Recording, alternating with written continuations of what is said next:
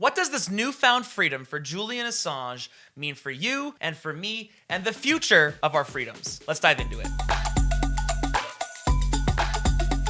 So, if you haven't been following the Julian Assange story, first of all, what are you even doing? This is one of the most influential cases and examples of freedom, and I'm super curious to see how future generations talk about it.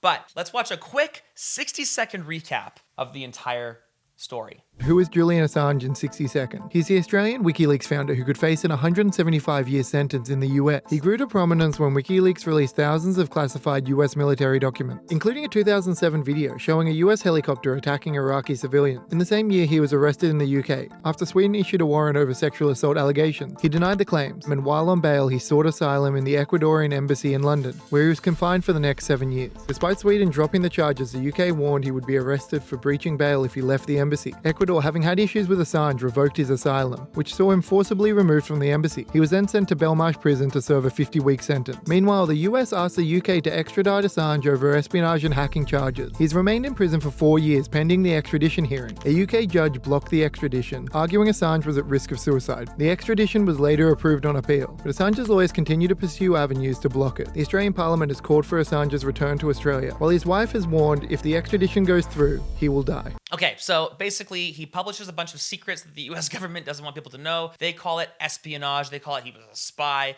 He's obviously a foreigner.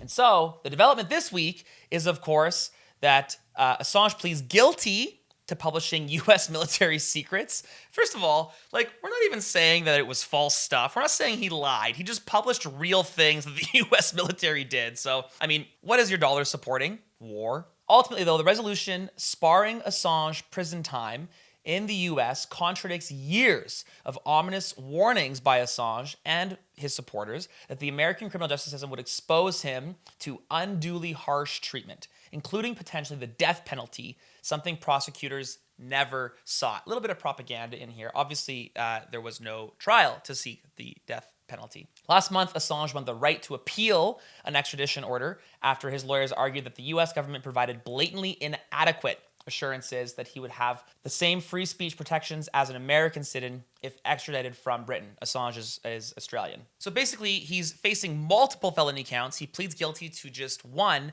and the judge takes the 5 years he's already spent in prison as time served. Boom, he's free to go. Imagine going from a maximum security prison sentence for the better part of over 4 years into the real world, into the sun, the fresh air. Julian Assange publishes a website in order to spread the truth, in order to spread uncomfortable truths about the US government. So here's Julian Assange talking about these media cover-ups. Nearly every war that has started in the past 50 years has been a result of media lies. I might disagree with him here. A result of media lies, but funded by the US dollar. The media could have stopped it.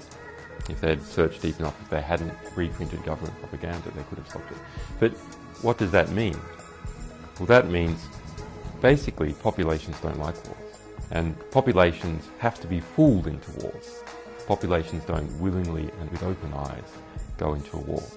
So if we have a good media environment, then we'll also have a peaceful environment. Man, that is so true. I cannot imagine what a world would be if we had true, independent, no consequence media coverage of what's actually happening in government. Because I think that's how it started. I think that's actually what media was meant and supposed to be. And then, like all simple systems, they grow and become more complex. And like we talked about on an earlier show, as we live in this cancerous world where everything is forced to grow and grow and grow and grow and grow, ultimately the media becomes an arm of the state. And with media, as an arm of the state, it just turns into a statist propaganda machine. You have this man, wow, this is a post. Assange reportedly agreed to plead guilty, I have thoughts on that in a second, by violating the Espionage Act in exchange for release from prison. That's like a hilarious world where you just plead guilty and then get released. I know time served, but possessing and accessing material related to the national defense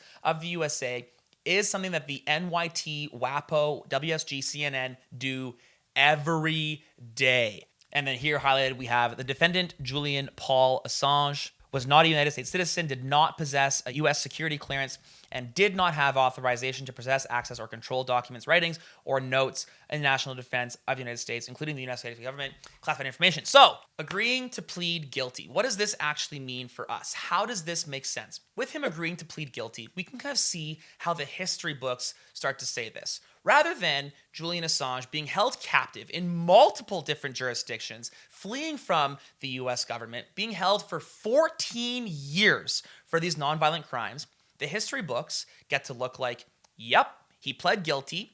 We let him out after 5 years served. We're the good guys. We let him go free. That's how this story gets written in the history books. That's how the story of the US government secrets getting leaked gets told. Here we have this interesting tie between Julian Assange, WikiLeaks, and Bitcoin. Here's a post from Julian. There's a lot on Bitcoin in my book, he says, on my thoughts on it and on WikiLeaks' history with it. Eric Schmidt and I conversed for a while about it, and I also included a lot of notes to expand on my views. And down at the bottom, he highlights, WikiLeaks read and agreed with Satoshi's analysis and decided to put off the launch of a Bitcoin donation channel until the currency had become more established.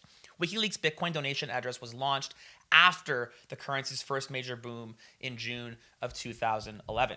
There's some interesting parallels between Julian Assange and Satoshi Nakamoto. And in fact, it might be the Julian Assange story that kept Satoshi anonymous and fleeing from the Bitcoin scene, or at least publicly fleeing from the Bitcoin scene. We saw Julian Assange create a website, create software that gave people the ability to post, tell people what they aren't being told by the government. And then we have Satoshi building a piece of code that takes away the power of the government, the biggest power they have, which is the money printing machine. He created a better monetary system, not able to be controlled by the money. Let's look at some of these comments here. My deepest thanks to the US government, Senator McCain and Senator Lieberman for pushing Visa, MasterCard, PayPal, Amex, money bookers, all into erecting an illegal banking blockade against WikiLeaks starting in 2010.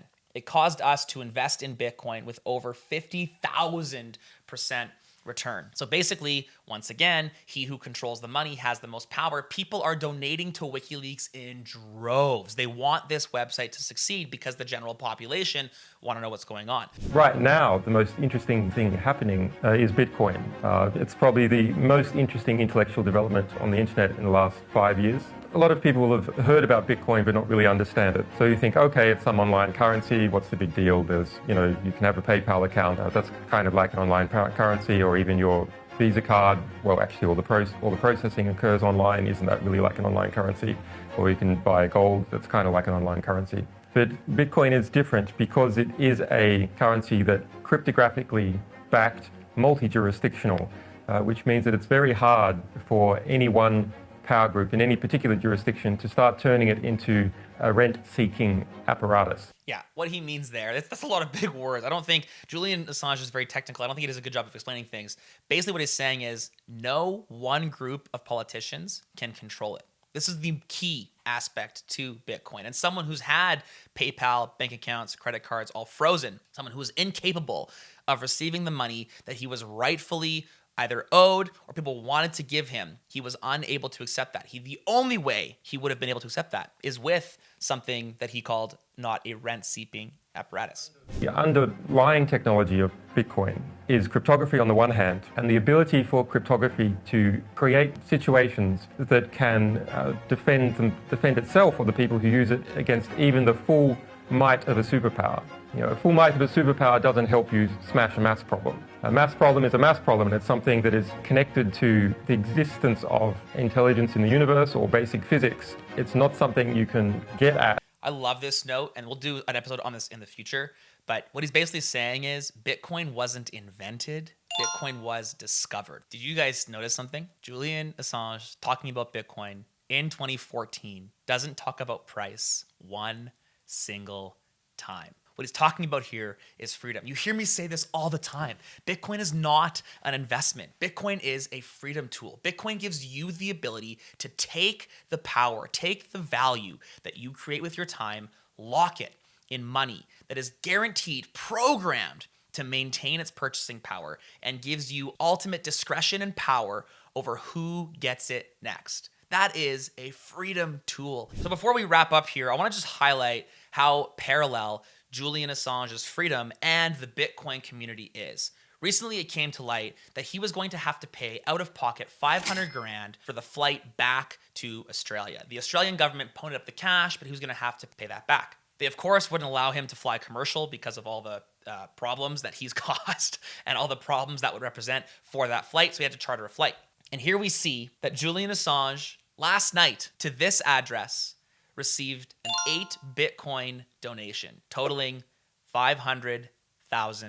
Bitcoiners love Julian Assange. Bitcoiners love freedom. Thank you for your efforts. Thank you for your sacrifice. And thank you for bringing to light what freedom of information, how scary freedom of information can be, but how important the freedom of information is. So I want to know what you think. Did this play out the right way? Obviously, I believe that they came to the right conclusion. What would have been the perfect outcome here? What is the perfect outcome for the next Julian Assange, the next person that exposes the secrets? And how can you help bring that world into the future? My name's Adam. Like and subscribe if you want to see more of this kind of content. And most importantly, stay sovereign.